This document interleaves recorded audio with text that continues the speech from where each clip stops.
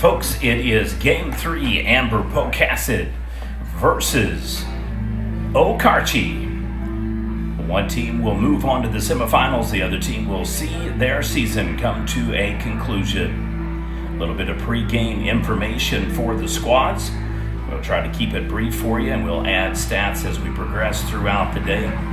For AMPO, they're the defending Class A spring champions. Head coach Cheyenne Graham with an all-time record of 785 and 470. Only championship in school history came this past spring, and it was a banner season for the Panthers. AMPO enters today as technically the 6th seed, even though they're technically the 5th seed. They are 5-9 head-to-head against the state field. Only 3 games the entire season played against unranked teams. Only 3 games. They have played all 7 Class A state quarterfinalists. Only team to pull that off. And they're likewise the only team to play every number 1 team in Class 2A, A, and B. 17 top 20 wins, 2 canceled games, and those were likewise against top 3 teams. Amber Pocasset will be the home team on the scoreboard.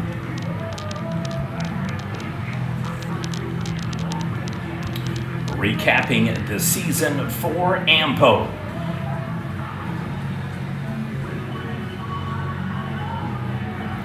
Started the year with a cancellation game against Stewart due to inclement weather.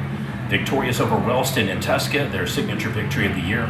Lost to Rattan and Oaktahan back-to-back games. 3-game win streak ensued over Santa Fe South, Roth, and Hydro Eakley.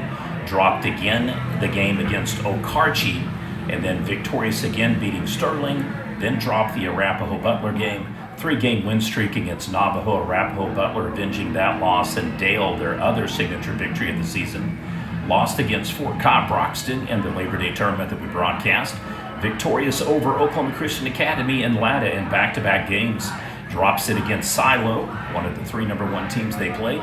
Victorious over Drummond and Union City. Then hit a lull, 3 consecutive losses against Ripley, Calumet, and Wright City, those being the other 2 number 1 teams they played. Victorious over Asher, again dropped the Dale matchup in the East-West Festival for AMPO, and then victorious in 5 consecutive games against Calera, Verdon, and Indianola. Likewise victorious over Red Oak, dropped the game in the regional top bracket to Worcester, eliminated Red Oak to make it today as a regional runner-up. First time in the year and in history for OK Preps that we have had 4 regional champions and 4 regional runner-ups. Amber Pocasset will be the home team on the scoreboard. You're watching PNTV coverage, Games of the Day, the 2024 Class A State Baseball Championship games here at Edmond Santa Fe High School. I have lived long enough to tell you folks that I will never, ever, ever look at the name Amber Pocasset again and not think of Pocasset. I will not do it. Something in the back of my head is going to say, did he say Pocasset or Pocasset? It's going to be in there now. It's a mental bank, and I'm hoping to share that gift with you. All kidding aside, should be a great game. The 3-6 matchup between the upstart Warriors and the Panthers. Okarche very similar to Dewar in the regard that they used to be known for other sports, and now they are known for all sports. Very similar with Cashin as well in that regard. Just have had a really good run the last couple of seasons in baseball. They are no longer just a basketball school. Not to say that they ever were just that, but that has in some cases been the perception. We'll wait until Okarche is pretty much in the throes of their lineup before we get into too much. Team records on the year: 20-11 for Amber Pocasset and 22-6 for Okarche. They are coached by Ryan Beeman. Warriors-Panthers now underway.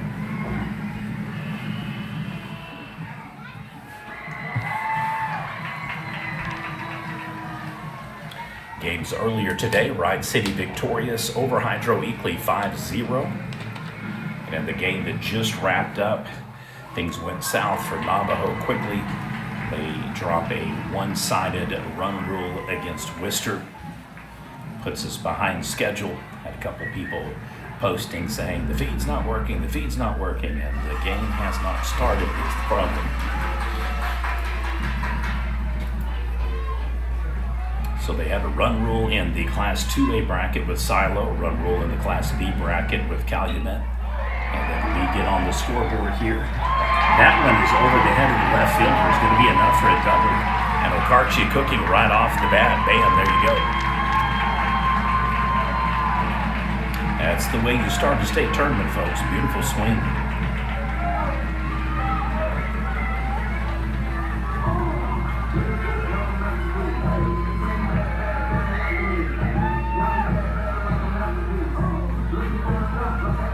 Now batting number 8, Easton Roby.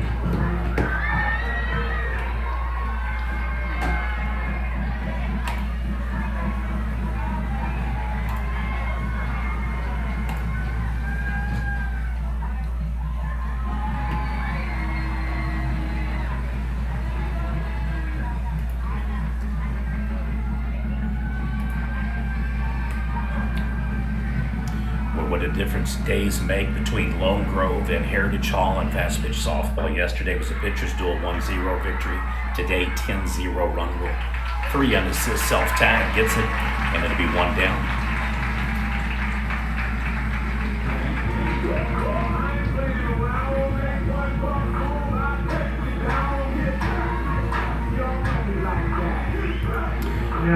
Worcester at one time had a 1-0 lead in their game prior.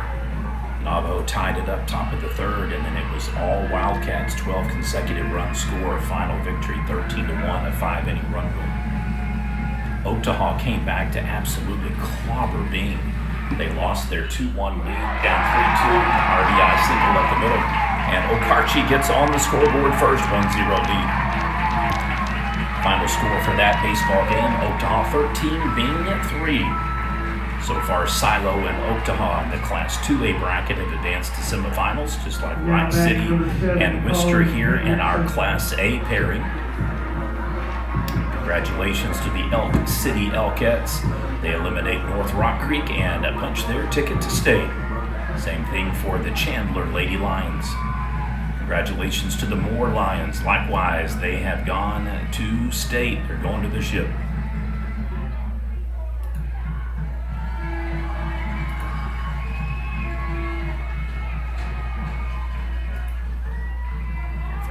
Verdigris beats Newcastle in a surprising score of 14-3. Well, that one escalated quickly. It was 5-3 through 1 inning, kind of give you an idea of where it went from there.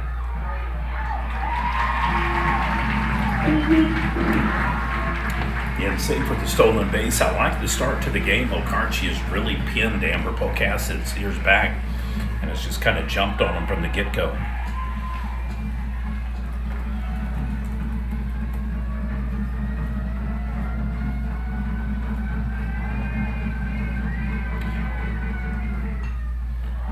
Induces the high pop-up, should go to the catcher, shifts back, swings back. That one ricochets in the dirt, so it'll be a foul ball. Well, we had wondered if Trace Berry would be back to catch, and the answer to that is no. Likely his season and high school playing career over. Hate that for the young man, a really, really good dude. Normally the catcher and occasional pitcher for AMPO. I'd like to thank Turner Welding for today's video highlights, game coverage, and live stream. Just a reminder, this is an OSSAA playoff event. These games are primarily for the student participants. Everybody should and can support the game atmosphere by showing compassion, mutual respect, and more importantly, good sportsmanship. Sportsmanship is everybody's responsibility. Do the right thing.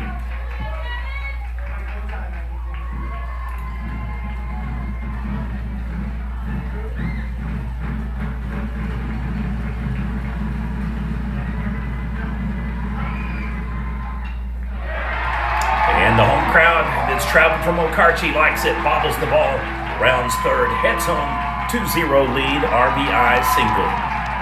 And the Warriors have posted back-to-back runs.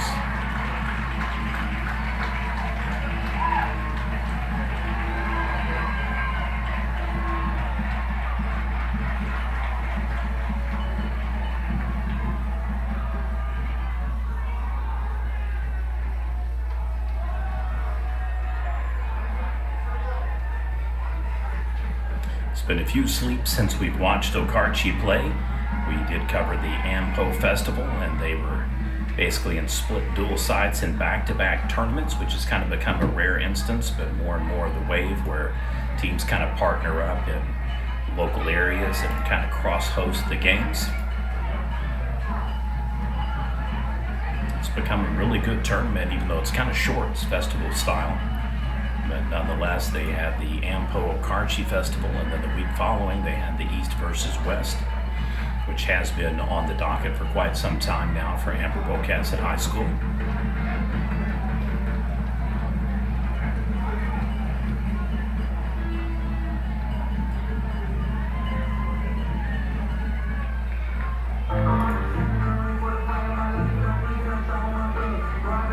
Now coming to plate number 5, Ethan Kirby.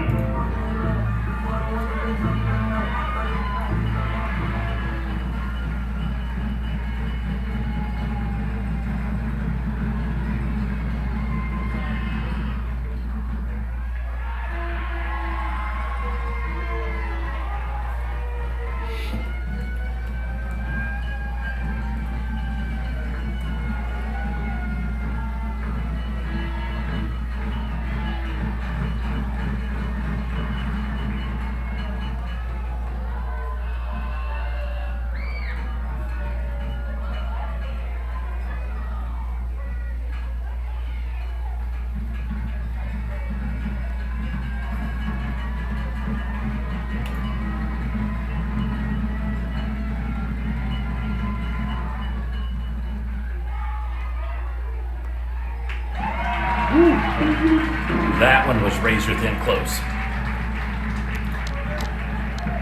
Just slid under the tag is the official call.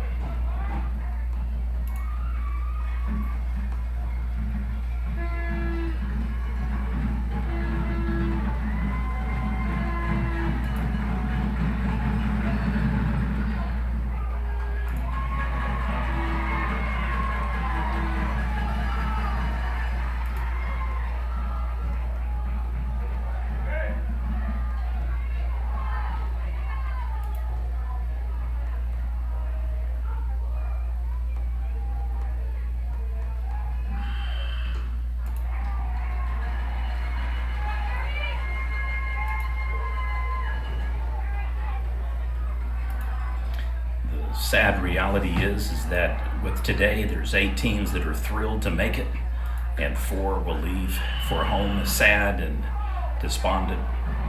Just a reminder that out of the 40 or 50 teams in Class A, only 8 can make it this far. So if your team qualifies for state, congratulations. Now batting number 2, And keep in mind, it probably hurts the kids more than it hurts you, and it should. So try not to take it too seriously and look at other things in life that give you purpose, enjoyment, and fulfillment. See these young kids learn to cooperate, participate, excel, learn discipline and teamwork. Those are life lessons that will stay with them the rest of their lives. He in for the strike.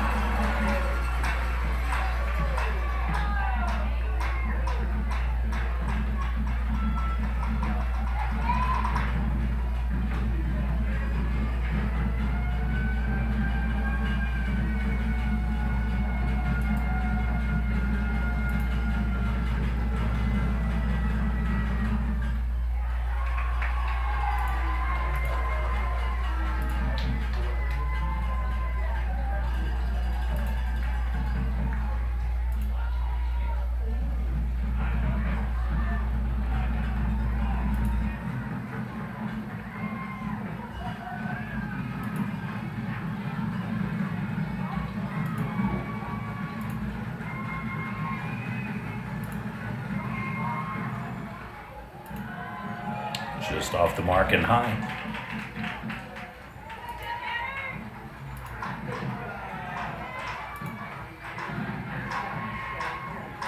Folks, just a reminder on our Prep Nation page, if anybody is posting fictitious or false links, it's spam. Do not click on them. All of my links will originate from the YouTube storage channel. When we switch over to our new content delivery network, it'll be all underneath the user login and password, so you'll never have to worry or figure out where it's going to be. So if anybody sees those spots, just comment admin or post, and I will do my best to kind of monitor it. I've been checking in and out on social media just to make sure. In my clockwork, there's been 5 people try to post kind of phishing, spam, misleading content, trying to let people think that they've got the link to the game.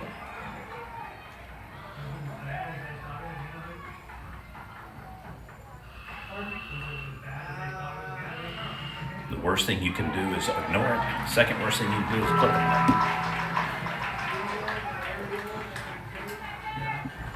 Recommend anybody that's on the social media, if you see a site like that or a handle, report it, block them. That way you won't have any of your friends or family potentially fall prey to a hacking and phishing scheme.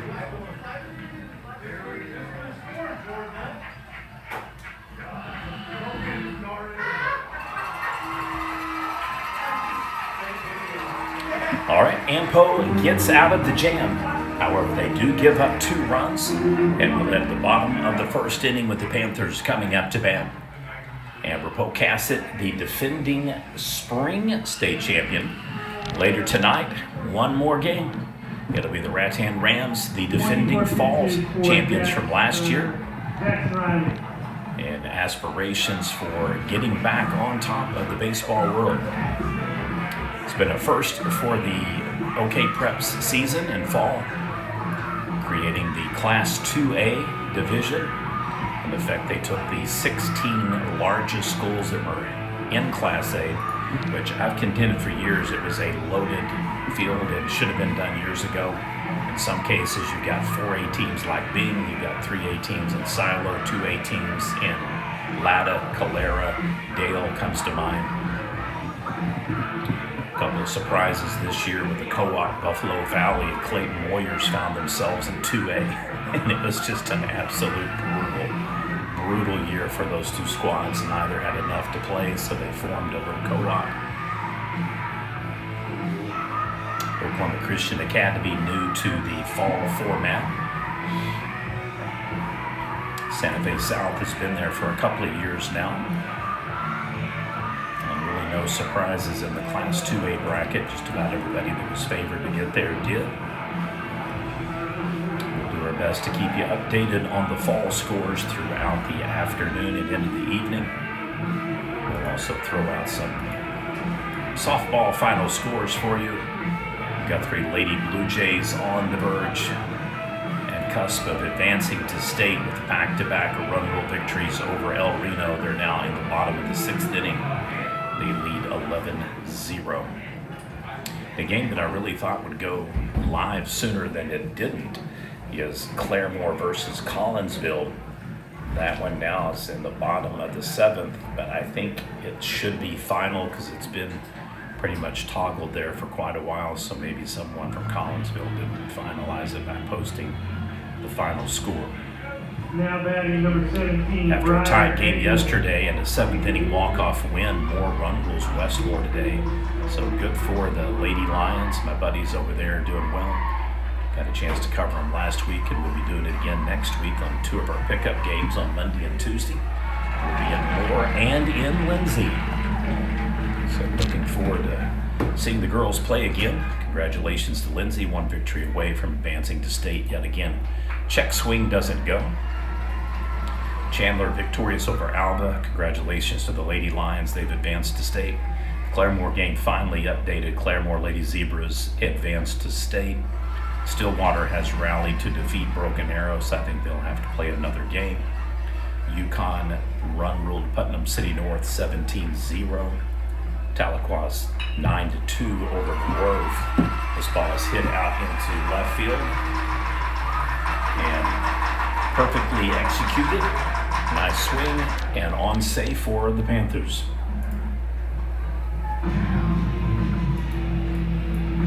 These teams know each other well. They co-hosted and worked together in 2 tournaments this year. Now batting number As I 11, stated earlier, Amber Pocasset. Pocasset, even though a 20-11 record is probably not what Coach Graham wanted after winning first ever state title, man, they schedule brutally tough. They've played all 7 state quarterfinalists in the Class A bracket alone. They had 3 canceled games. All 3 canceled games were against top 3 rated schools. And they're the only team in the playoffs to play every number 1 rated team for Class 2A, Silo, Class A, Wright City, and Class B, Calumet. So that 20-11 record comes with a major couple of sets of asterisks with it.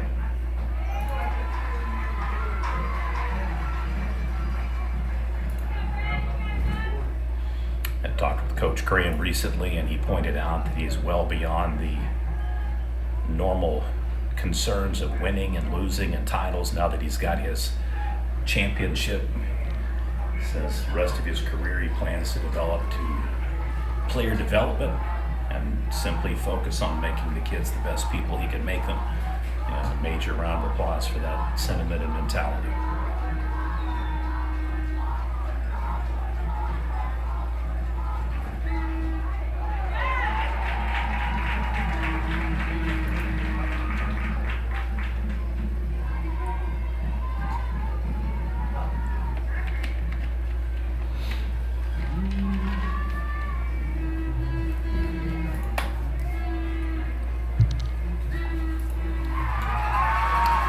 Walk for the Panthers puts 2 base runners on. So potential game-tying run now at first. And Poe looking to get back in the ball game after a little bump in the road, top first inning. For those that are watching, if you haven't clicked subscribe, please go to the home channel and do so. It's free. It'll prioritize content whenever you're inside the app.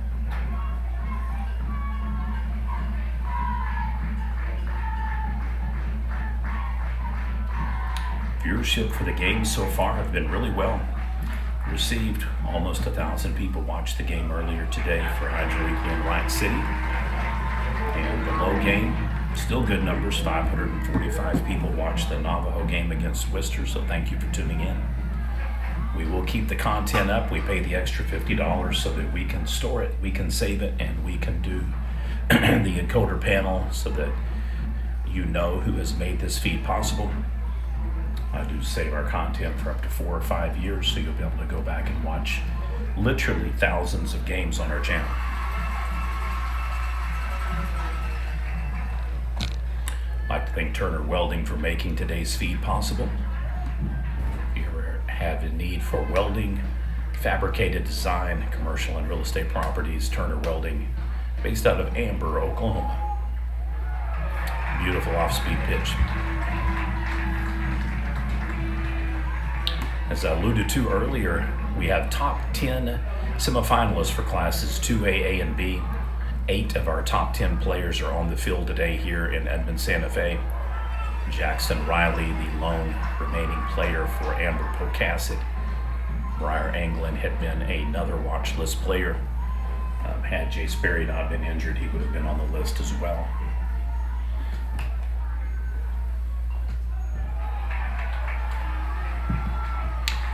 Chopped foul evens up the pitch count, 2-2.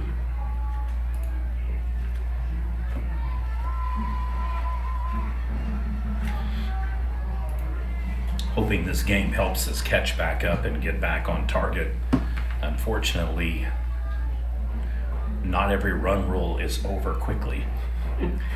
And the last game went longer than a normal 7-inning game did because of the 3rd and 4th innings. So even though it ended up being a 5-inning run rule, it ended up going over the allotted time limit, which is basically 2 hours. They give them 30 minutes to set the field and to do line drills, which in effect gives them about 20 minutes hitting the turf and batting and throwing and fielding. I kind of like the way that the fast pitch softball does it. They shorten the start in intervals in between games. And then each inning, the girls stay limber and loose, and they keep firing over on the sides, 1st and 3rd. I kind of like that format better than just giving a flat 30 minutes and just kind of bearing the game and slow trotting it. Fortunately, the worst I've ever covered was in Atoka when we had thunderstorms, rainstorms, flash flooding, and lightning. And we had a 4-hour and 54-minute delay. And I kid you not, they went through with every single game. And we did not leave the ballpark until 3:12 in the morning. It was absolutely brutal. I got there at 9 a.m. and left at 3:12 a.m. And strikeout.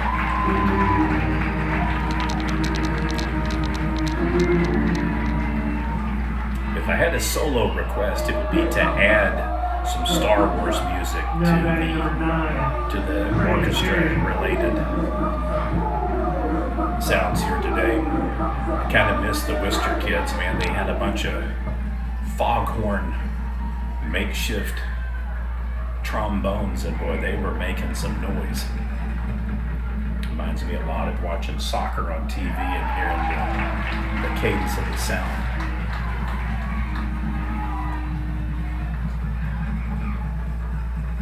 But probably one of the 3 loudest student sections I've heard covering sports in quite a while.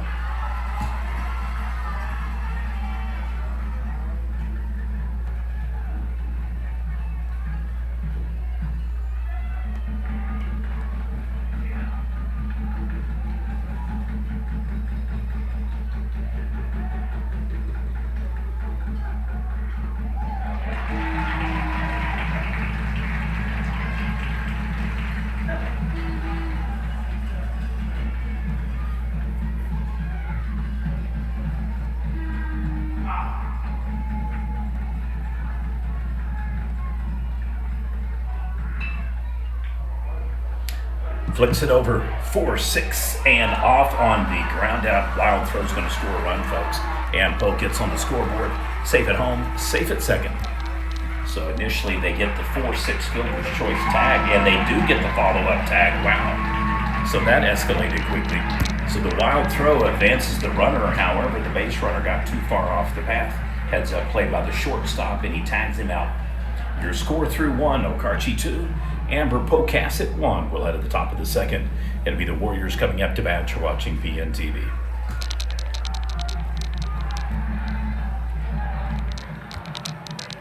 Well, Ampo with opportunities there to potentially tie the game. They fail, getting into a tag out, and then just not really minding location. If you're going to get off the bag, you got to call timeout, get the attention of the official.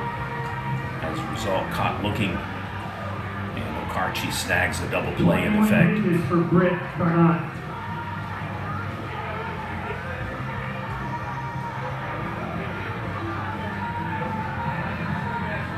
I'll do my best to get you updates as the 2A baseball quarterfinals progress from Oklahoma Christian University and Yukon High School. So far, I've yet to see any of them popping up. Potential upset alert in softball. Soper is up over Kiowa 4-3. The Harless girls, absolutely lights out players, and that will be a challenging bracket. Whoever wins potentially having to face Stewart and/or Whitesboro. Gonna have your work cut out for you there in Class B. Tuska Calera just started. That's a 0-0 game. Update on the baseball game, so I should have double checked here. Correction, Red Oak and Dura 4-3. So the Eagles lead there in the softball game. Bacola up on Crescent. Folks, I'm going to read you the stat line for the Bacola Indians. Keep in mind, they're not even favored to win state. That honor goes to Dale. So Bacola is the only undefeated team in baseball or softball. They're 32-0. They're scoring 9.6 runs a game, only giving up 0.54 runs a game. They're the only unbeaten team and the only team to beat all 7 classes this year. So the 2A Indians victorious against 6-5, 4-3, 2A and B squads. If that's not already impressive enough, the entire season they've only given up 3 runs, 2 games. They've given up 2 runs in 5 games and only gave up 1 run in 4 games. Otherwise, 21 shutouts. 21 run rules, 17 top 20 wins, and they've scored 10 runs in 18 games. Pocola has outscored the 32 teams they have faced 307 to 20. Playoff margin victory 50-0. So they get the strikeout here. Okarche initially got the leadoff runner with a really nice single up the gut. And now Ampo settling into a groove for Jackson Riley.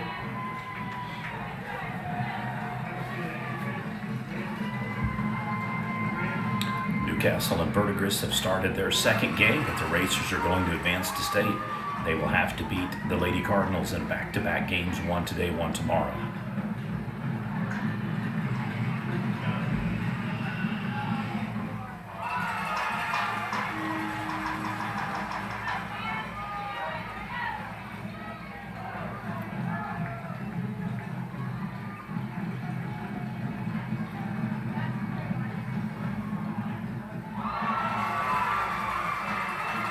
And K-Time strikes him out. Riley was the winning pitcher for the state championship squad this spring, and the Panthers will go as far as he takes the multi-positional player, and thus far doing exceptionally well. His third strikeout on the game. The only real downside is the 3 hits he gave up in the first inning, obviously 2 runs plated. Other than that, has pitched exceptionally well and doing nicely. I did misspeak earlier. Trace Berry is now in the game, but he just won't be catching. So I'm glad to see him be able to play another game before he ends his high school career. Super nice young man.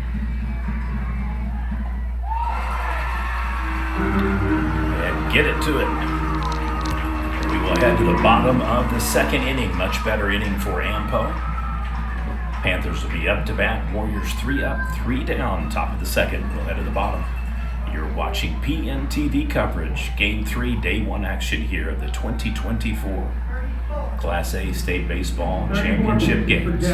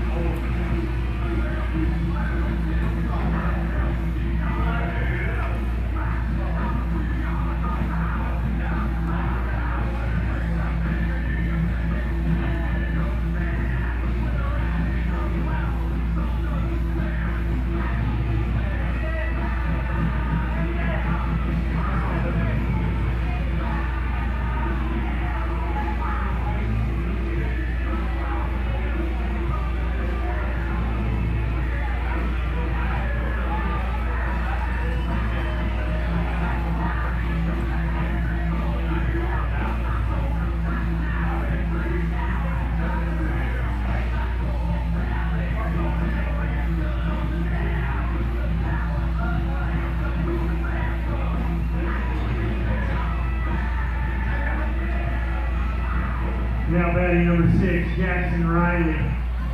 Riley, the starting pitcher for Ampo today, looking to get things started here in the bottom of the second. Still anybody's game, and I would expect these two teams to play each other exceptionally tight. They are very familiar with each other.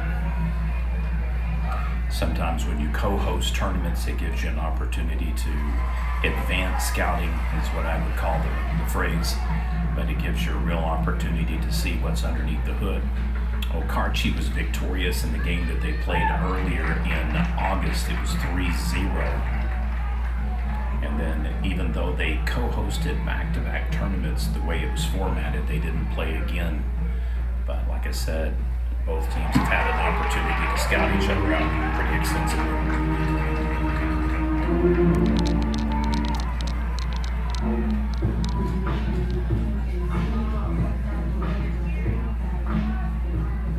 Now batting number 10, Cale Jones.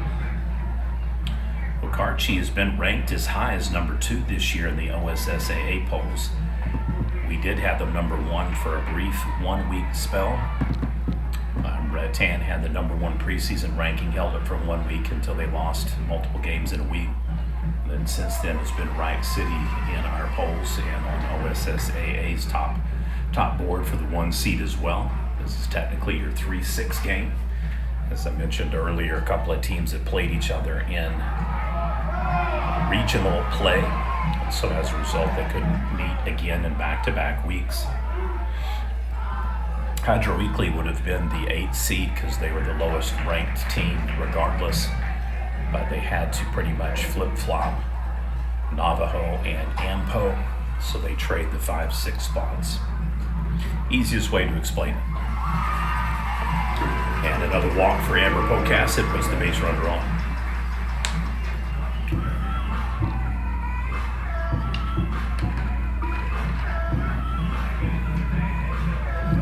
Now coming to play number 7, Connor Copeland.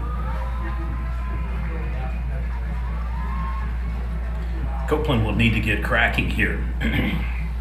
He's got another base runner on. Amber Pocasset hit into a fielder's choice tag, and then we're also taken off the base path by the tag out at second. The base runner got up and stepped off the plate, or off the bag.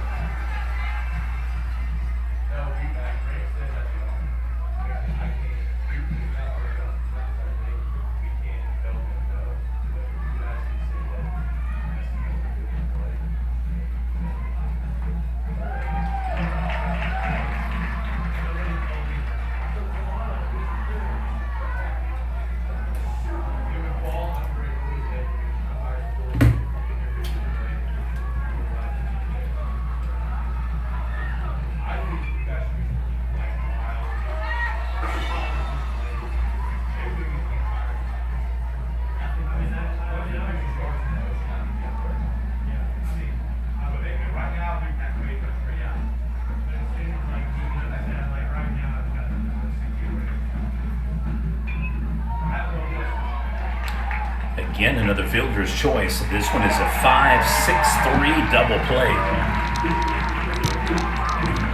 So back-to-back innings, Okarche thwarts Ampo. Gets multiple outs. And our score through 2, Okarche 2, Amber Pocasset 1. Well, at the top of the 3rd inning, Warriors will be up to bat. You're watching PNTV coverage, Game 3, Day 1 action of the 2024 State Baseball quarterfinal games.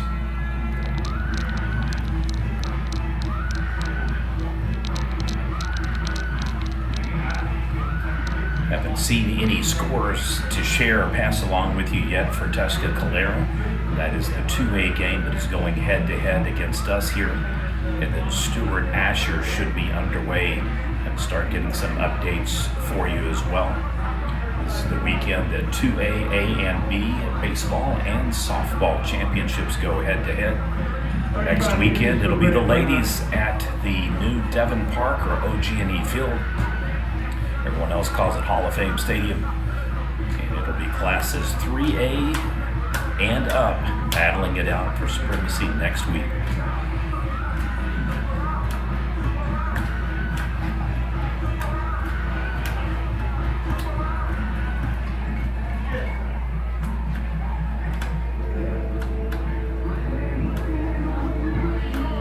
Now coming to play number 20, Luke Hill.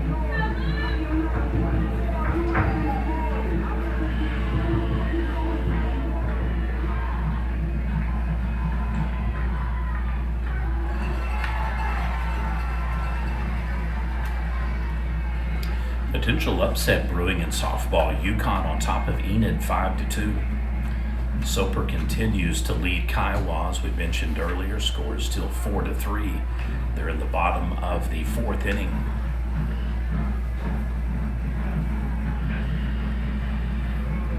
Red Oak has extended its lead over Dewar in softball 6-3. Bacola bumps in extra runs. They're now up over Crescent 3-0.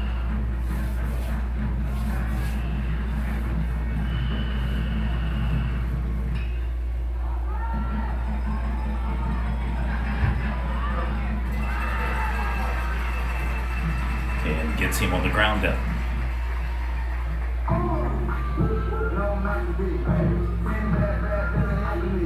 Now coming to play number 8, In case you're wondering about the McCullough game, I'd mentioned earlier about McCullough only giving up 20 runs all season, having a .54 ERA, team ERA, in large part thanks to Alyssa Parker. She's had 6 innings on the bump, 15 strikeouts, no hits, no runs, no errors, no walks. Parker with a potential perfect game going on in the state quarterfinals. She's recently found her way to the number 2 national ranking for players across the state, and I kid you not, she is the real deal. One of the best softball players I've ever seen. If it's possible to be even better at 2 positions than you are at either position, that's the case for shortstop and pitcher. And then you get her behind the home plate and she's an even better hitter than she is a pitcher and fielder. So very well looking at the next Rachel Garcia in the softball world heading to OU. If you haven't seen Alyssa play, she's special. Chops it over to third. Ground out, gets eaten 5-3.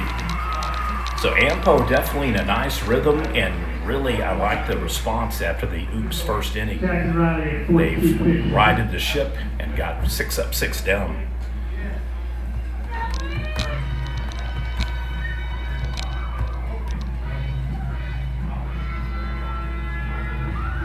Congratulations to Brayley Spence from Lone Grove. She had a pitching duel yesterday against Addie Thompson of Heritage Hall.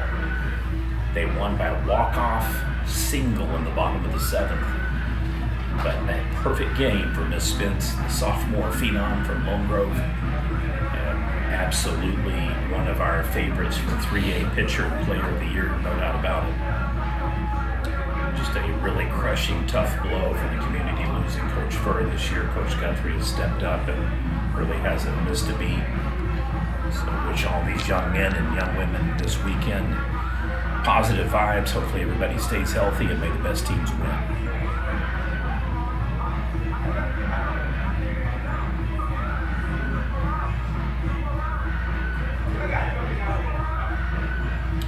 Red Oak has increased their lead over Dewars 7-3. Still looking for some baseball score updates to give you folks. I just haven't seen anything popping up yet. Clara has jumped out to a 1-0 lead, so that game finally did put a score on the board. They're in the bottom of the first, so Tuska coming up to bat. Logan Bumgarner on the bump, pitching for the Bulldogs.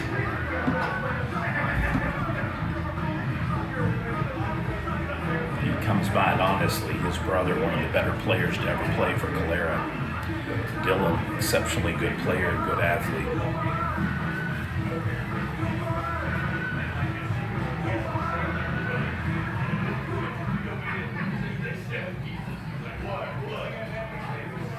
But we've had 2 totally different kinds of games so far today.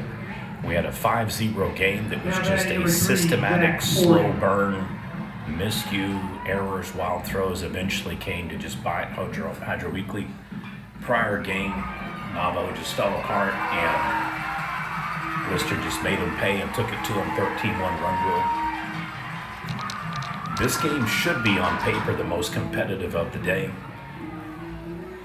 I think Sterling will be a live dog against Rattan, but it's going to be tough to beat the Rams right now. They are playing really, really well. If you're unfamiliar with their school, just outside of Antlers, about 13, 14 miles, give or take, on the back end of Batiste and Broken Bow as well.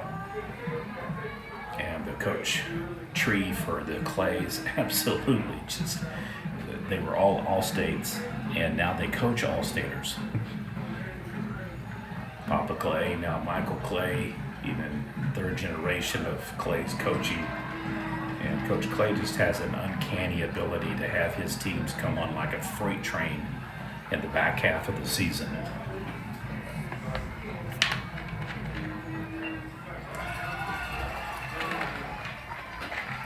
Throws down the sack bunt. Pitcher retires a 1-3. Base runner advances to second.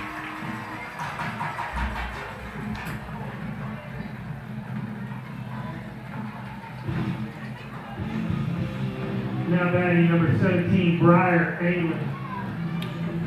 probably a team to keep an eye on in the Class B bracket that could be a spoiler would be the Stewart Hornets. Team that has pretty much hovered around the 3 or 4 spot all season long. And very well coached and definitely a live dog. They're in a battle right now with Asher. Finally have a score to give you. Stewart has taken a 1-0 lead, top of the 4th, and Asher is up to bat. So the other games going on head-to-head against us. Stewart 1, Asher 0, Colera 1, Tuska 0.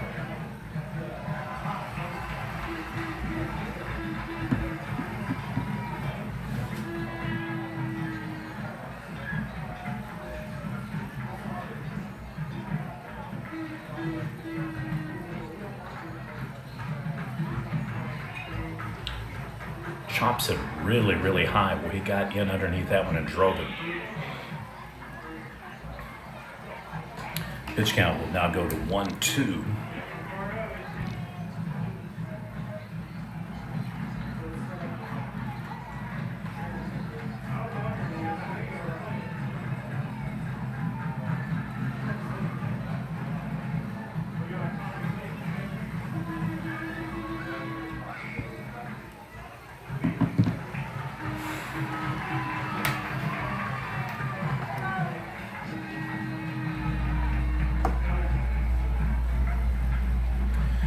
Has extended their lead against Crescent 4-0.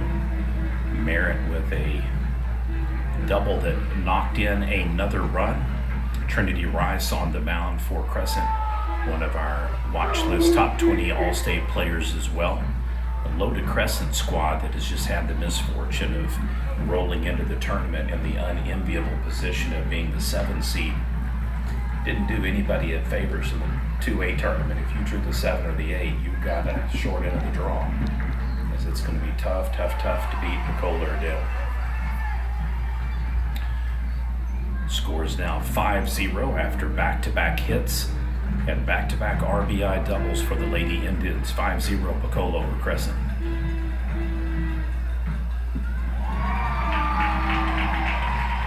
And gets him on the strikeout.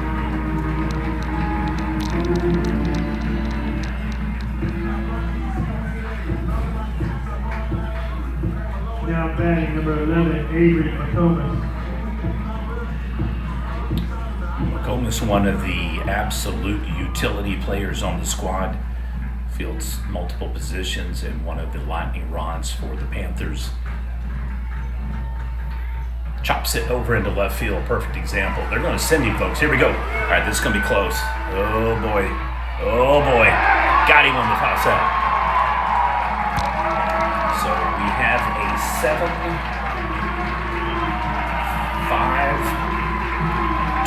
toss out. I believe that's where they came. I believe the third baseman sunk. Could have been the pitcher, though, that got that one. Well, I like the aggressiveness, but they got him on the cutoff throw. That's where it really went south on him. I think Ampo was expecting it to be a one-hopper roll into home plate, and instead perfectly aligned on a short throw. Your score through 3 is Okarche 2, Amber Pocasset 1.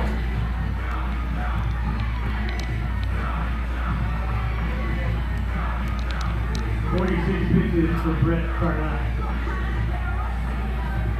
Well, very impressive display of defense by the Warriors. They got a fielder's choice and then tag off, turned a double play to end the 3rd inning, and then a throw out by committee from left field saves the run. Otherwise, we're looking at a 2-2 ball game.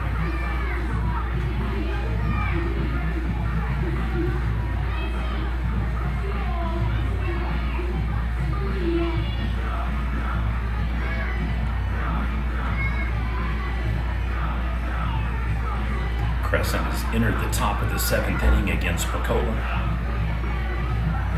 If there's any combination of games that we can still cover tomorrow, it may potentially be some of the afternoon games Now batting number 7, Colin OG&E or Devon Park.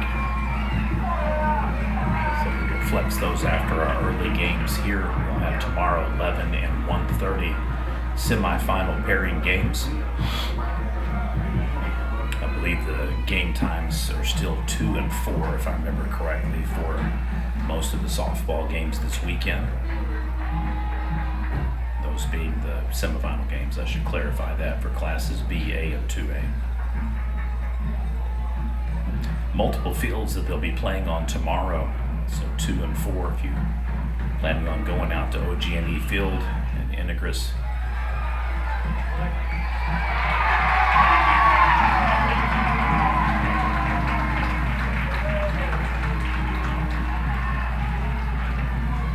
In effect, they'll play all of their games either Integris, OG&E Field, or Field 3. I'm speaking Greek or Swahili. If you know, you know, and if you don't, just forget it.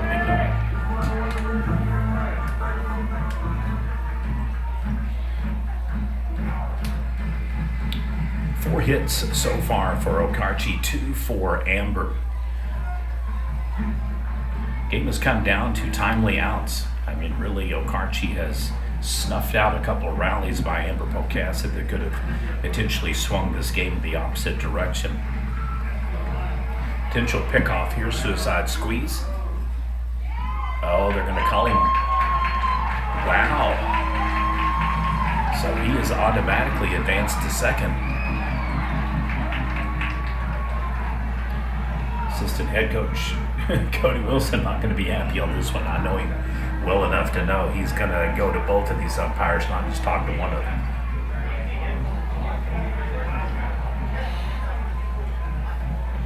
Coach Cheyenne Graham trying to plead his case and to no avail.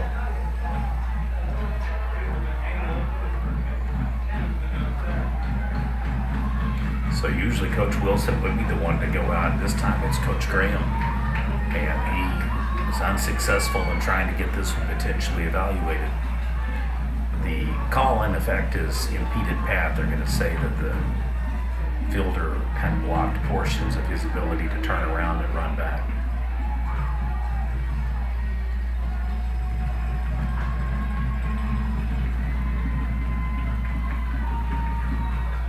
Base runner goes, throws down the bunt, goes foul.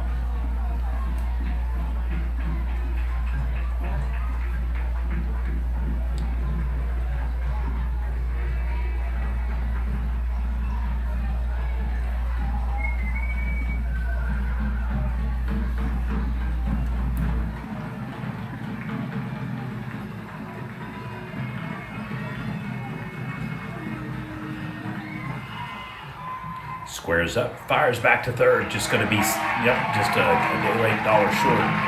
Beats out the throw in underneath the tag. And Okarche once again with the base runner in potential scoring position.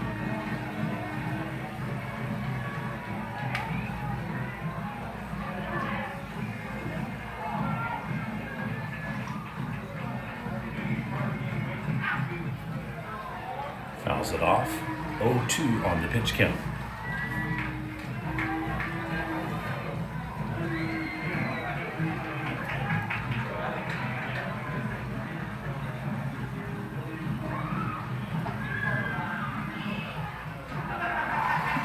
Swing and a miss.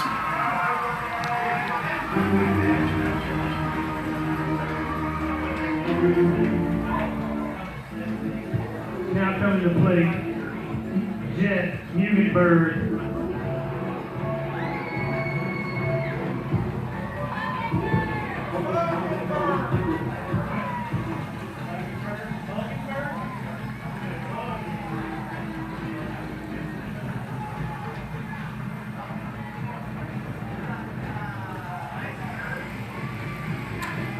Gola has defeated Crescent 5-0. Congratulations to Alyssa Parker. A perfect game, 17 strikeouts. 82 pitches, 69 of them thrown for strike. Wow.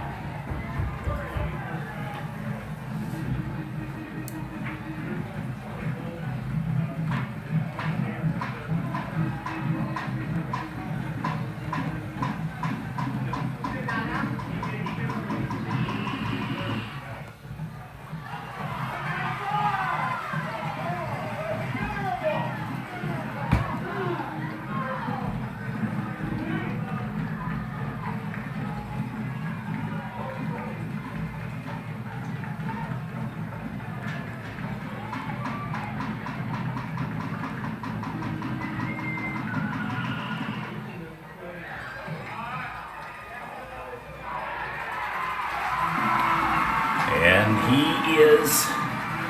That one was close. I'm going to double check. Safe at home.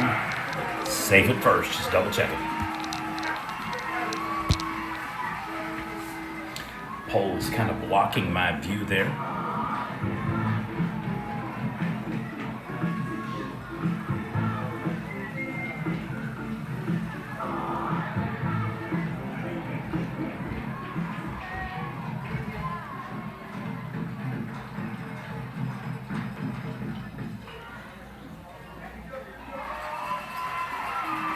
And they do record the out next play.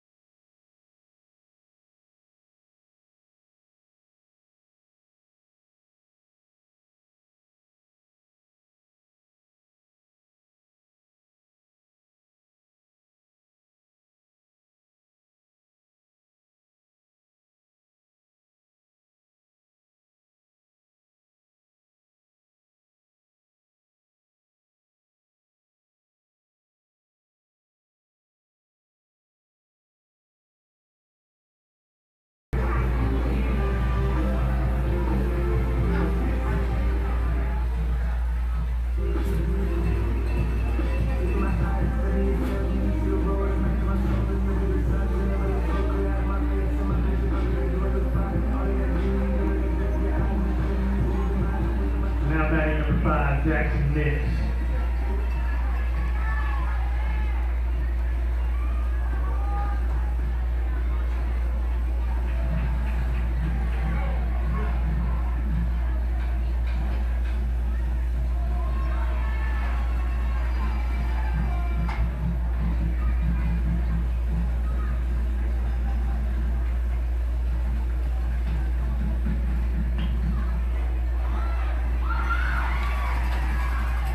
Oh, can't beat it. Hot shot single to the shortstop. Took him deep enough off at the play that he couldn't really get much torque and arm into the ball. And it would have been close even if he had been right up on the plate.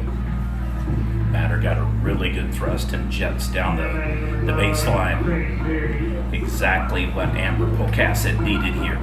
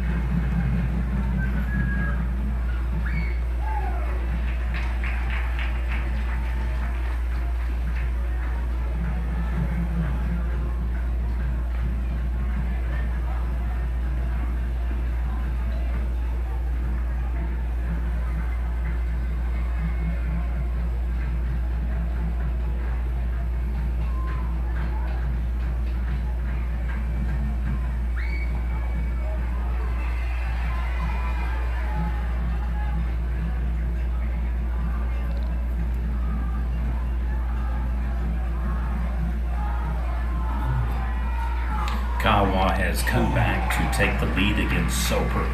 They now lead 8-4.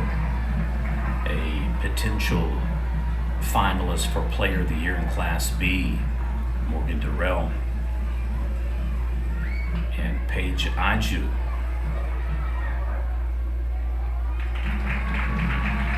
Soper, though, does have a base runner at third. They record the out here at first.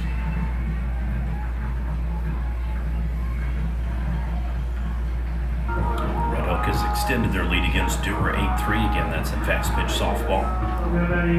Con continues to lead Enid 5-3. Stewart now has extended their lead against Asher 4-0. That would potentially move the Hornets into the state semifinals in both baseball and softball.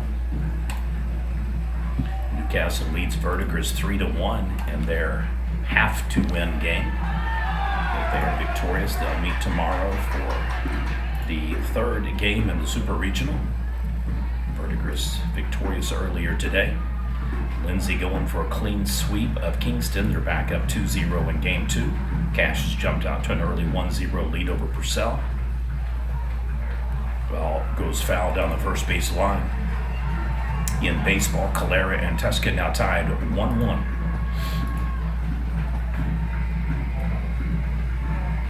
Tuscan girls and Cheyenne Radon now heading into, I believe, the 5th inning maybe. Not sure if that one has progressed beyond just about to start, but it momentarily showed up and then it went away. Hits him on the ground down. Base runner advances now to the third. 2 down for Okarche. Warriors in back-to-back innings have threatened to score. They've done so once in the bottom of the first and then unable to do so in the second and third.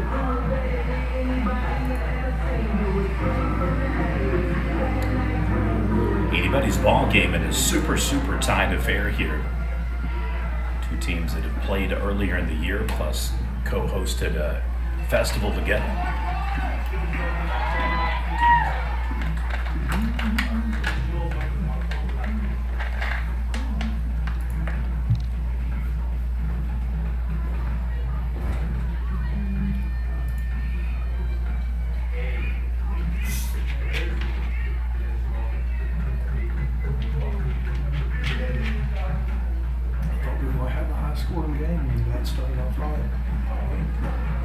Just goes to show the way that the team started in the first inning. I did really think that this one might get quick to 4, 5, 6 runs. Mm-hmm. And instead it's gone exact opposite direction to where both pitchers have settled into a really nice rhythm. Each team has had necessary putouts when required. Mm-hmm. More importantly, Okarche's made their own luck because there's a couple of plays to where they really made heads-up plays. Had they not done the double throw from left field, they would have scored tie ball game. Had he not been heads up to do a retag at second when he stood up off the base, the run could have potentially scored.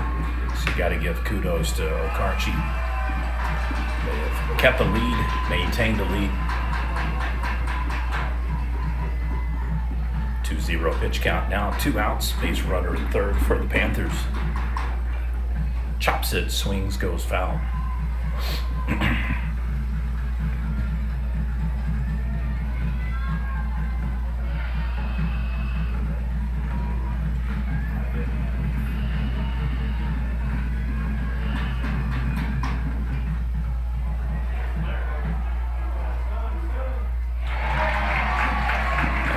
Get the out once again. You can see the look on the base runner's face. Literally steps on home plate, out.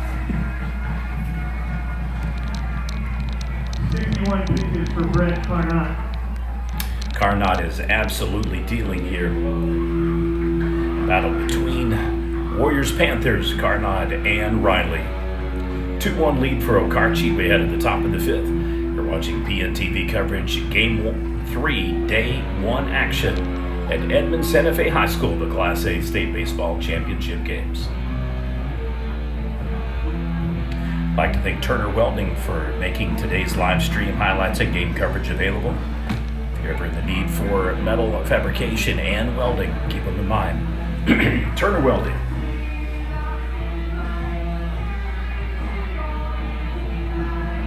Soper has scored another run against Kiowa, so it's now an 8-7 ball game.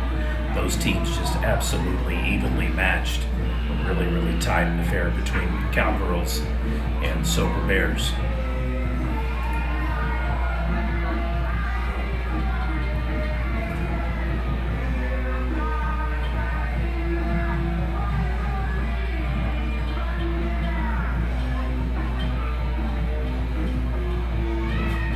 Kind of one of those weird things, even though some of the games theoretically should start around the same time. Caleretusca really dragging behind the other two games. They're just now in the bottom of the second there. So I thought we were behind schedule. Yikes. We're at least in the top of the fifth.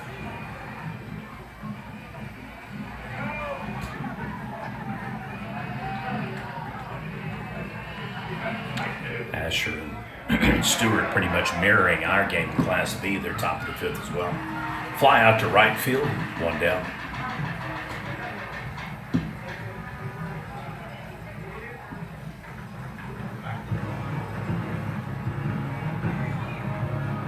Now batting number 11, Cody Ingram.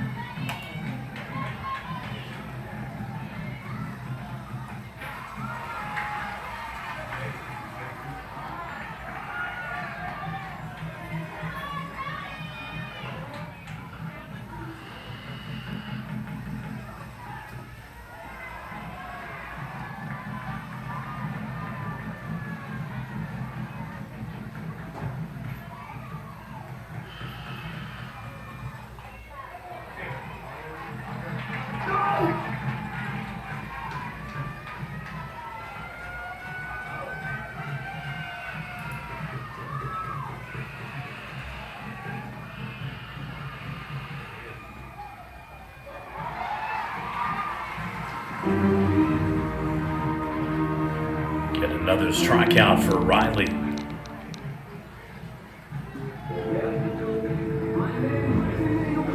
Now coming to play number 20, Luke Hill.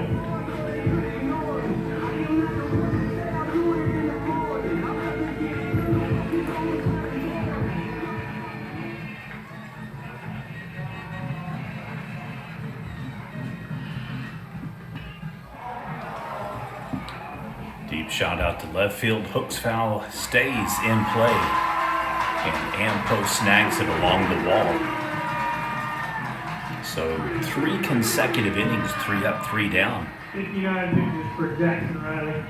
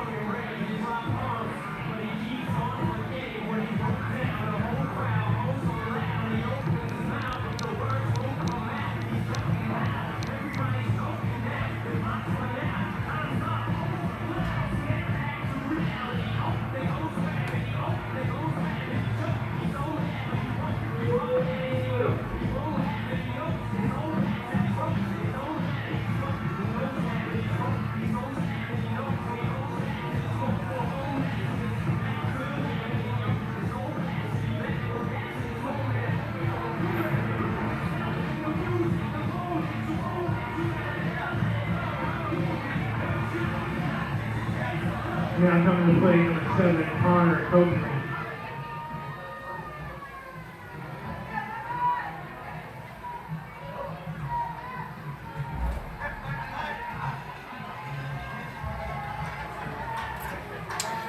Bottom 5 game, you just kind of get the feeling that whoever makes the first mistake may be the team that ends up losing this game.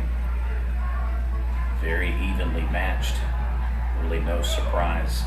Okarche comes in as the 3 seed, Theoretically, Ampo is the 5 seed. They did get slotted to the 6th spot.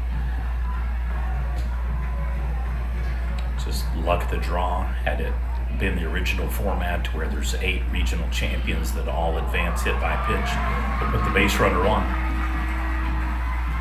Had it been the old format and we didn't have 2A added this year, it could be a totally different matchup pairing today. Now batting number 3, Zach Warrior.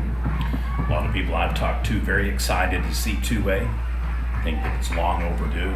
Some people even beginning to wonder when they will split up Class B, and if they will go with the C class or if they will simply go with 3A, 2A, A and B, or just stay at 2A, A and B for fall baseball.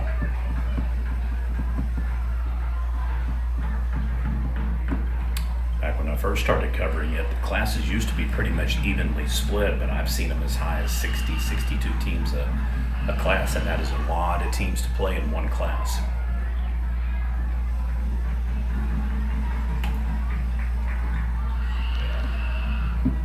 Corrected the encoder panel, so I appreciate someone letting me know that.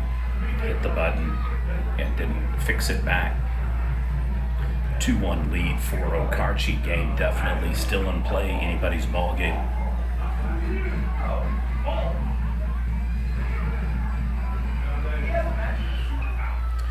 Definitely wanted to go by Does. This one's going to be, he just could have been a little bit faster.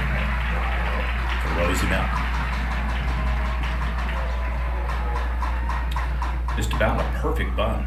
Just stop running. Hit the dirt, and it was dead on arrival.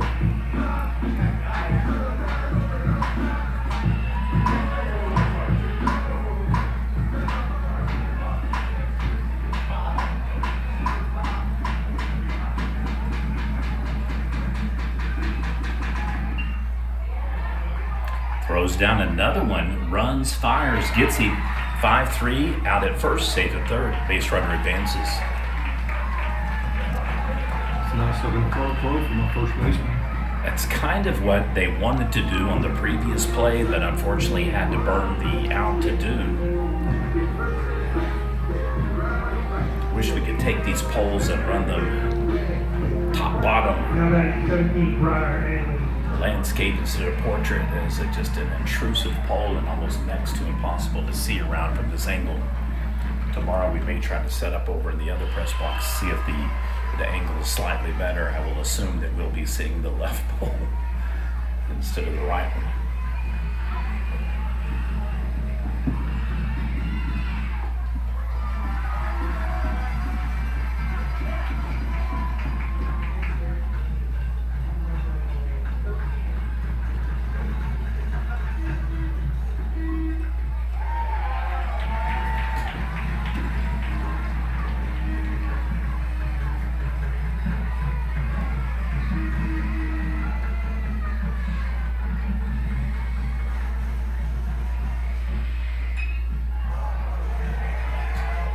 Flies out to right field. Panthers again strand another base runner. We'll head to the top of the 6th. It'll be the Warriors coming out to bat. 2-1 ball game. Okarche about to hit the plate once again.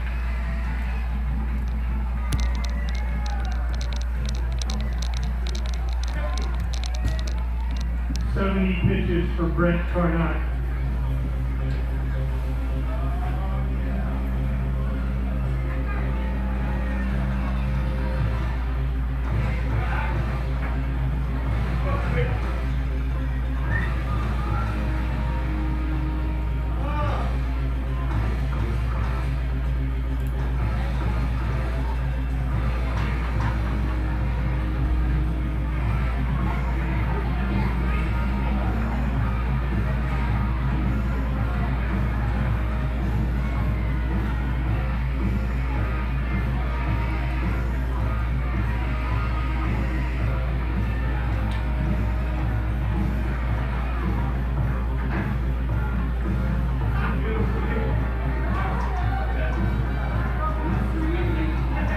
Now batting number 8, Easton Roby.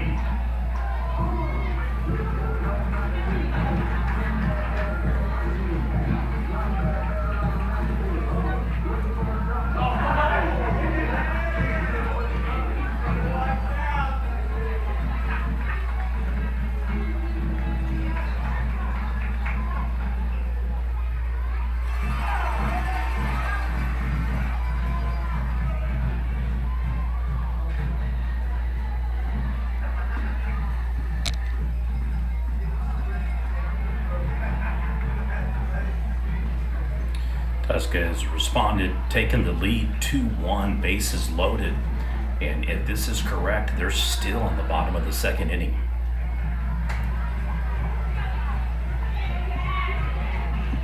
Lindsay now up over Kingston 3-0 in a punch-out game. Leopards a couple innings out from going back to state for the third consecutive year and third ever in school history.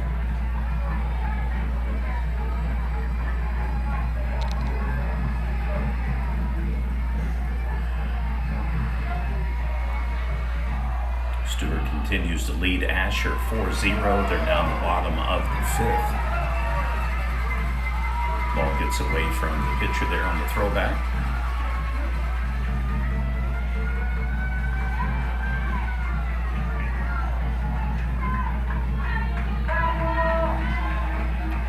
Interesting strategy for Asher. They've tried 3 different pitchers thus far in a 4-0 game. So trying to conserve arms perhaps, or just find a little bit better matchup. Otherwise being flummoxed 4-0. Newcastle leads Verdigris 4-2 in their punch-out game. Racers will have to win today and again tomorrow. Deep hit to center field. Okarche once again with a base runner.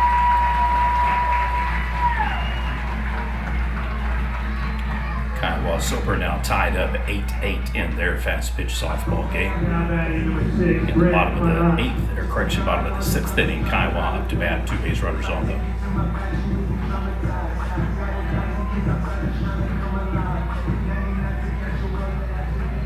Red Oak now leads Dewar 9-3 in that softball matchup as well.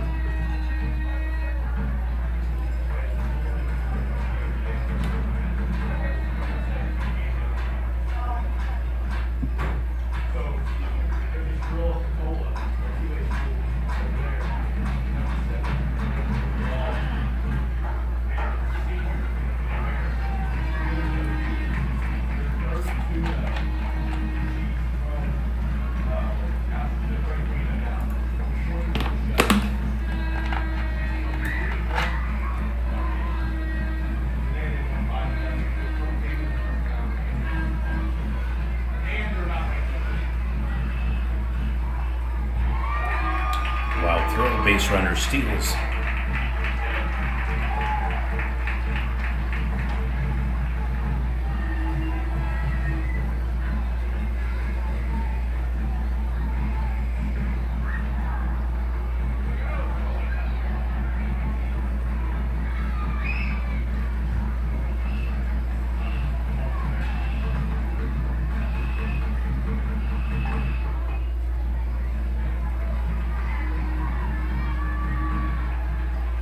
Kiowa's taken the lead once again against Soper 9-8.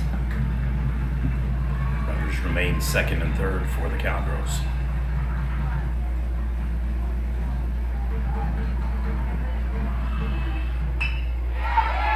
Right to the shortstop. Snags it, gets it, fires, and it is a 6-3 ground out. Nicely done.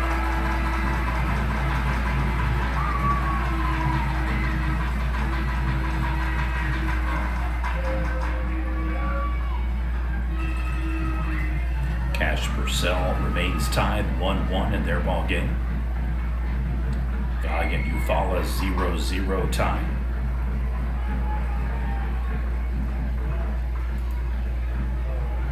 What's going on out here? Well, this spirit of desire for examining and we need a live versus their live versus. We need a live versus taking curse off those big gloves, and nobody seems to know what to get Millie or Jimmy for their wedding present. Is that right? We're dealing with a lot. Well, temperature choice and that shift, and we finally should register and replace that in the subway. What do you want to do? No.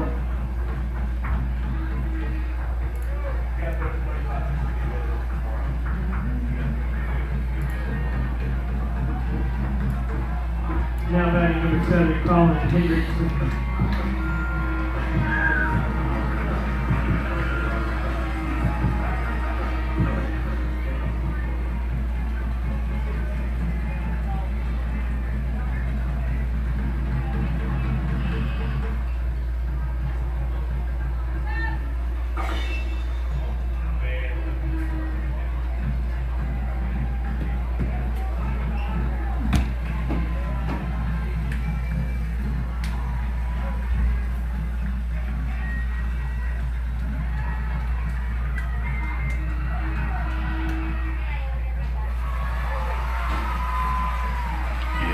strike, 0-2 pitch count.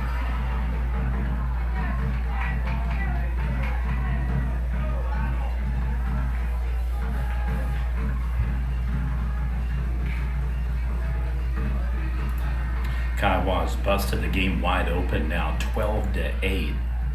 Still in the bottom of the 6th. Flies out to center, shifts, throws into his cutoff man, keeps the base runner at second. 2 down now for the Warriors.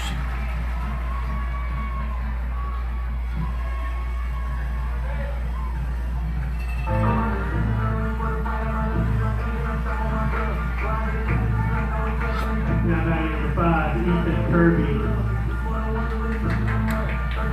Enid almost tied the game up with UConn. However, Pasby tagged out at home plate.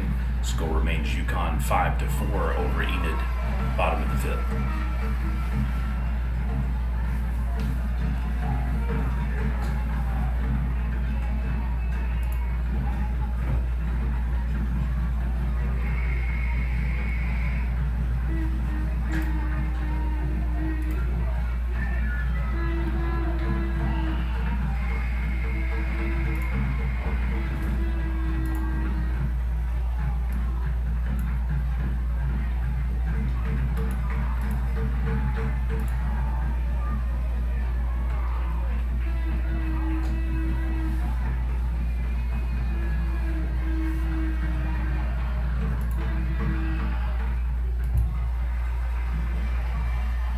Contact with the ball, base runner will have to go back to second.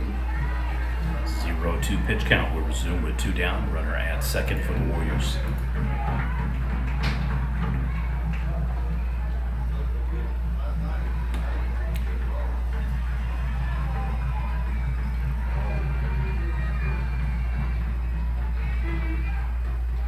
Swing and a miss, however, the ball gets away. 3rd strike, base on ball opportunity will allow the base runner to advance. More importantly, Okarche steals 3rd. So wild throws yet again. Another game causing problems.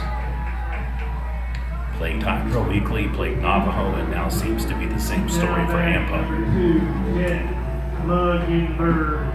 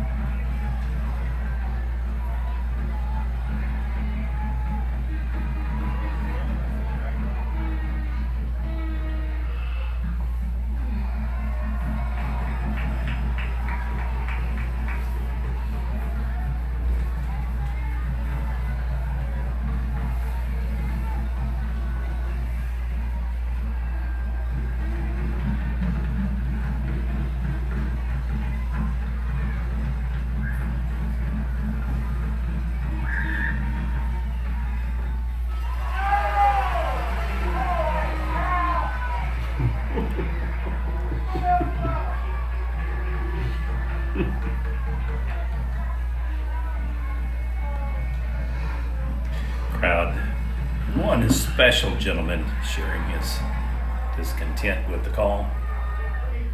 Oh, he may have snagged that one. If he did, that's a Major League Baseball catch right there, folks. Body dive, slid on the ground, still maintained possession. Nicely done. So Okarche held scoreless. 5 consecutive innings. Could this be the inning that Ampo finally gets back on the board? We got a 2-1 score through 1, and that is now where we stand heading to the bottom of the 6th.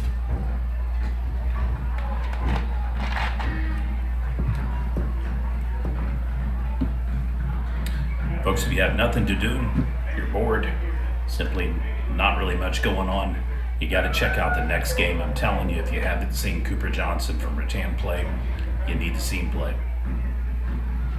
I think if enough schools continue to watch feeds and we get the word out, kid will be a high Division I prospect and nothing but upside. Just a really, really good ball player. Lindsay has increased their lead over Kingston, now 5-0 in their softball super regional. Leopardettes a couple of innings away from advancing to state for the third consecutive year. Red Oak trying to defeat Dewar. It's a 9-3 score, top of the 7th inning. Dewar will have the final at-bat. Kiowa's retaken the lead and patted it 12-8. Top of the 7th, the Bears now down to their final 2 outs. Now batting number 11, UConn continues to hold a Avery 5-4 lead over Enid, top of the 6th inning.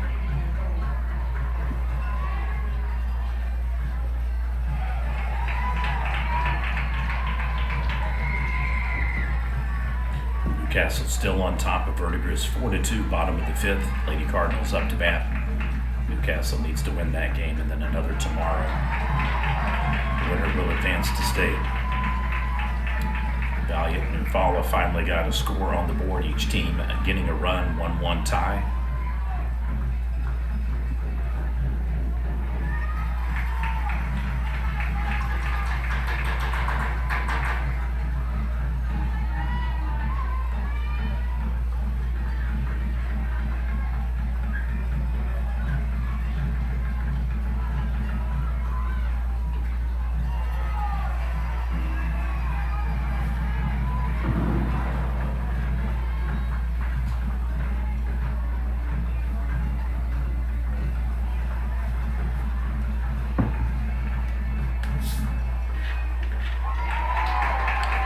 Strikes him out. Like to thank Turner Welding for today's coverage, live stream highlights, and feed. Now batting number 5, Jackson. If you haven't gone to our homepage, please do so. Click subscribe. It's free. Prioritizes content. You'll be more likely to see our videos when you're in YouTube, and it helps us get more sponsors to make feeds like this available so that you do not have to pay a subscription.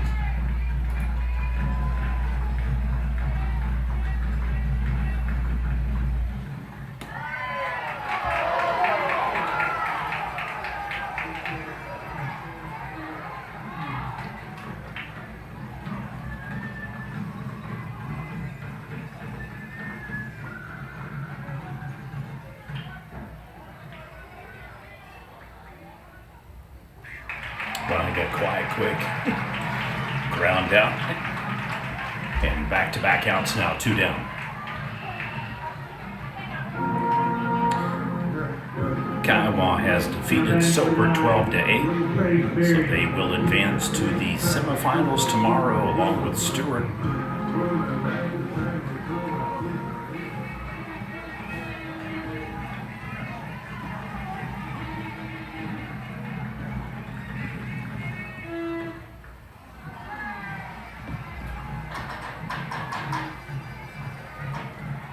Lindsay now leads Kingston 7-0. Leopardheads taking care of business in front of the hometown crowd.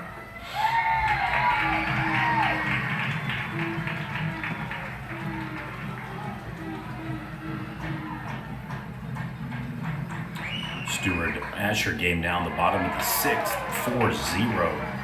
Hornets up to bat, so that means that Asher's now down to their final 3 outs at the top of the 7th. Hornets looking to advance to the semifinals again for both baseball and softball.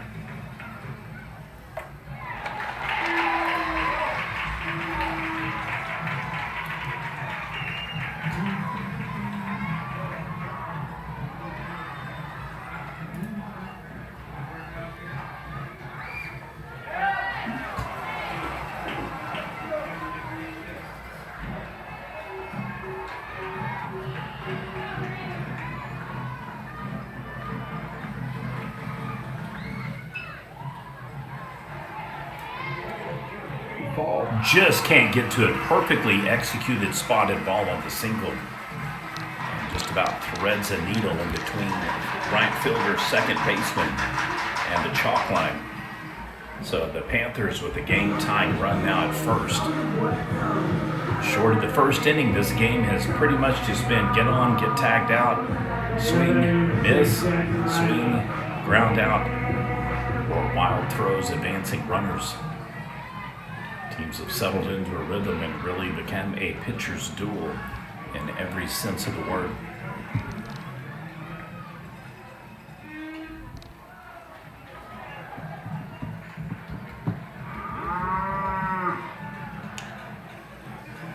Bradley starting on the bump today for the Panthers, looking to be the hometown hero to get a potential second run on the board.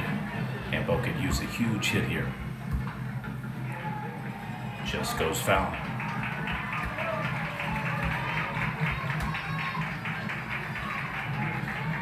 The Wilson brothers in back-to-back games today. Cody Wilson, the assistant coach for Ampo. Jason Wilson, the Sterling skipper that actually took over for another Wilson that coached. Swing and a miss.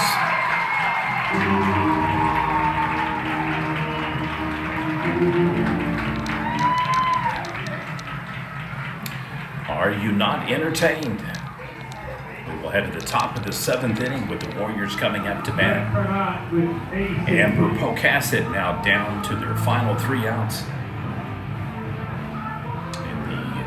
Pitching gym continues for Carnot for the Warriors. He has tied the Amber Pocasset's Panthers in knots.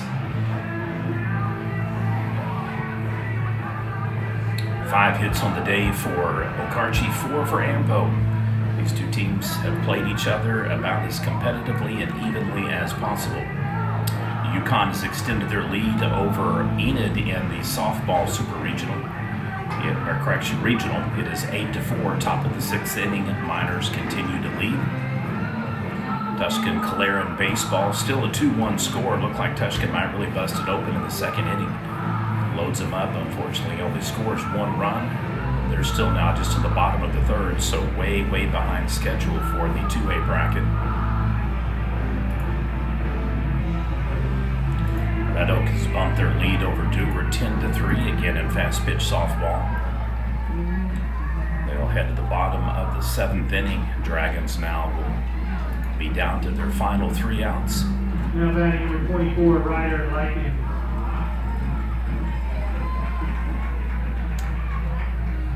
Rutro Raggy. Verdigris has taken the lead back from Newcastle.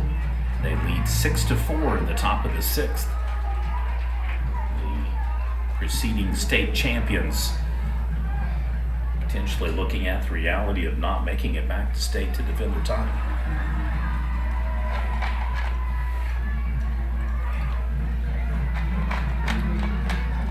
If you got our PNTV game of the day, you wouldn't have thought under any circumstance that it would have been Verdigris potentially advancing to state and Wagner that would be the team that is headed home, but that is the way it's kind of looking right now.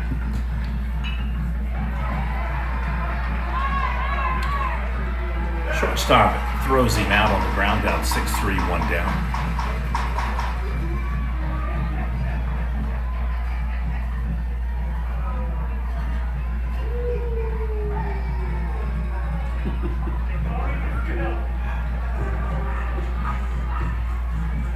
Now batting number 10, Sam Croner.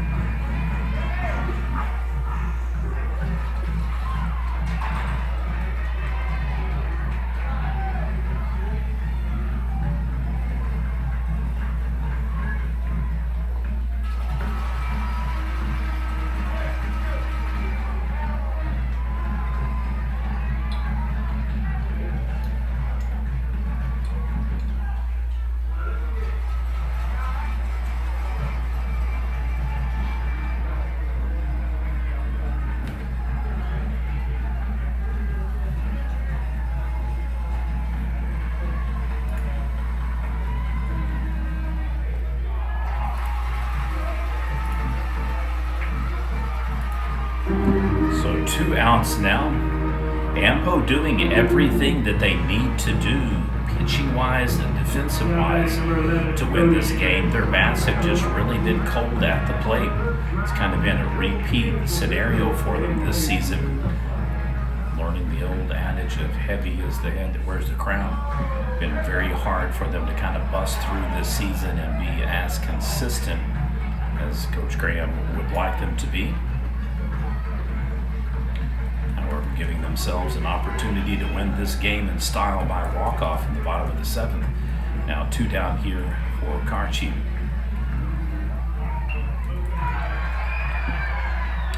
Pitcher snags it, fires, throws him out. All right, here we go, folks. We'll head to the bottom of the 7th inning. Ampo will be up to bat, and the Panthers will need at least 1 run to force extra innings.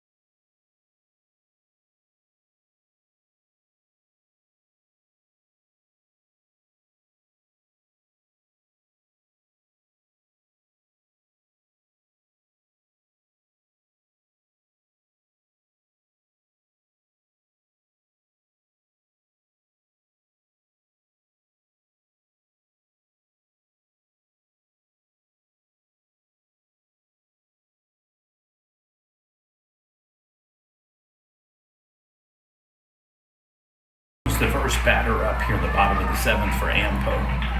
They need 1 run to tie it, 2 to win by walk-off.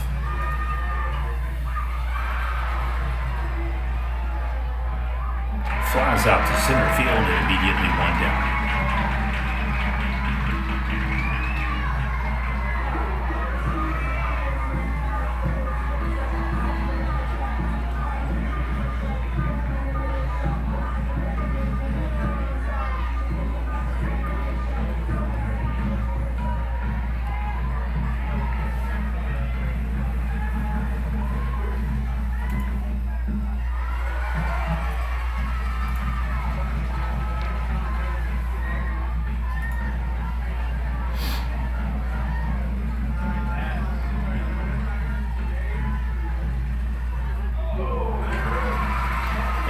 We go. It's getting interesting now. Potential game-tying run at first. Potential game-winning run coming up to the plate for Amber Pocasset.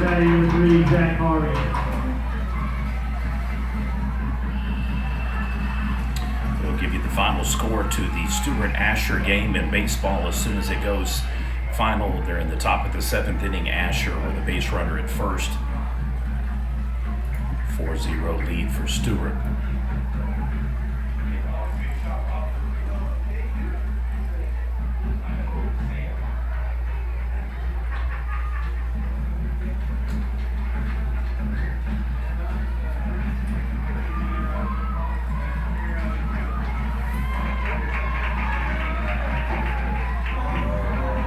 Back in action, 0-0 pitch count, 1 on, 1 out.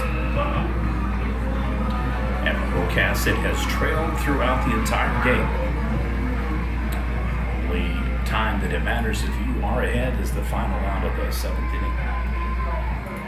Panthers looking to defend their spring state title and repeat same season. Oh no. Get into a double play, and that is it, folks. Ball game. Well, correction. 6-4 takes him off the advanced base path. Safe is the call at first. Coach is not like this. You're going to have multiple coaches out, one working in reverse. So we're going to have a mixed up Buffalo shuffle here. Coach from Okarche is just wandering throughout the entire field like I want to talk to somebody. So Coach Graham, no doubt, asking, did he impede his path going into second? Could we have 2 on with 1 out? Other coach saying, hey, he was really out at first. How could you miss that call?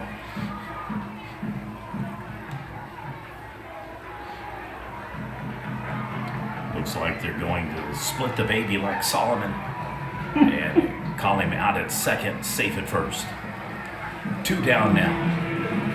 So it looked like Ampo may have just hit into a heartbreaking double play, bang play at first. Now batting number 0. So the same stands true as the prior batter.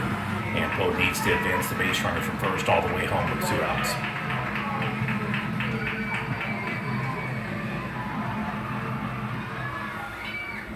Chops it, here we go. Fires it over, and it is in reverse. 3-1, fielder's choice tag. Final score, folks, Okarche 2, Amber Pocasset 1. Thanks for watching PNTV. Final game coming up in approximately 30 minutes. We'll feature the Sterling Tigers versus the Rattan Rams. PNTV coverage of Ampo Okarche. Thank you, Turner Welding. Final score, it is the Warriors over the Panthers. Congratulations to the Okarche Warriors.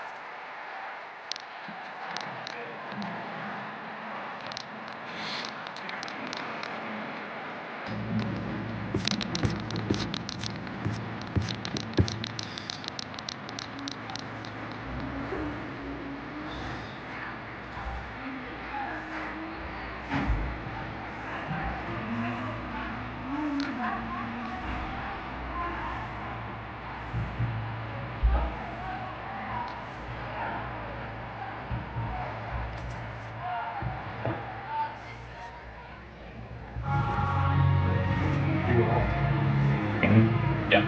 I was going to tell you one story earlier when he was saying Pocasset or Pocasset.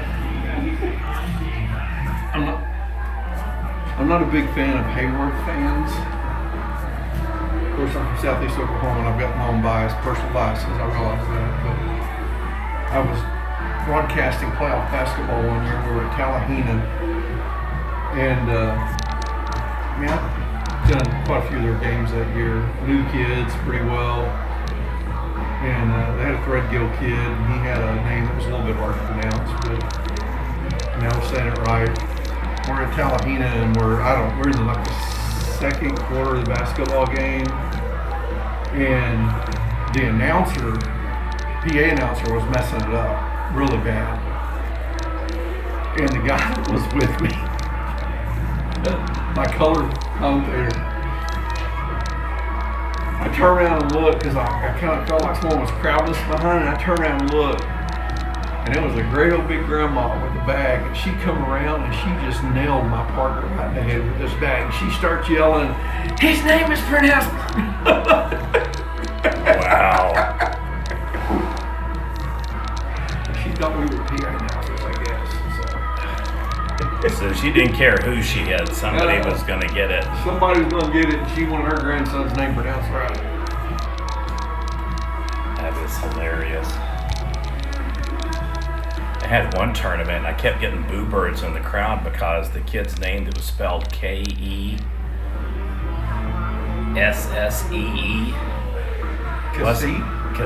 wasn't Keezy, it was Cuzzy.